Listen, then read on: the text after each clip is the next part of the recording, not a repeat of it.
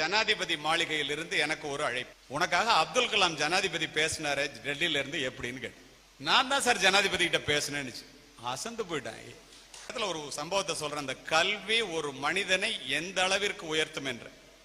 2008ஆம் ஆண்டு நான் திருச்சி மாவட்ட காவல்துறை கண்காணிப்பாளராக பணிபுரியும் போது மதியம் 2:30 மணிக்கு ஜனாதிபதி மாளிகையில் இருந்து எனக்கு ஒரு அழைப்பு. அழைத்தவர் மா மனிதர் மேதகு அப்துல் கலாம் அவர்கள். அப்பதான் 10 நாளைக்கு முன்னாடி நான் ஜனாதிபதி விருது வாங்கியிருந்தேன்.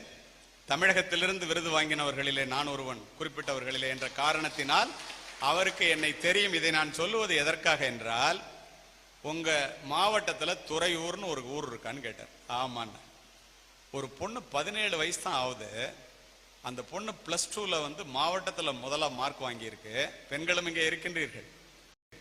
பெற்றோர்கள் பெண்களையும் படிக்க வைக்க வேண்டும் என்பதற்காகவே சொல்லுகின்றேன்.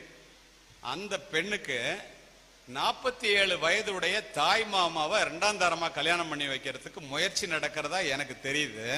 அந்த பொண்ணு அதை விரும்பல, படிக்கணும்னு நினைக்குது. அதை எப்படியாவது படிக்க வச்சா பரவாயில்லையேங்கிற. கண்டிப்பா சார் அப்படின்னு சொல்லிட்டு டிஎஸ்பி இன்ஸ்பெக்டர்லாம் அங்க வர சொல்லிட்டு அடுத்த 1 மணி நேரத்துல நான் அங்க போறேன்.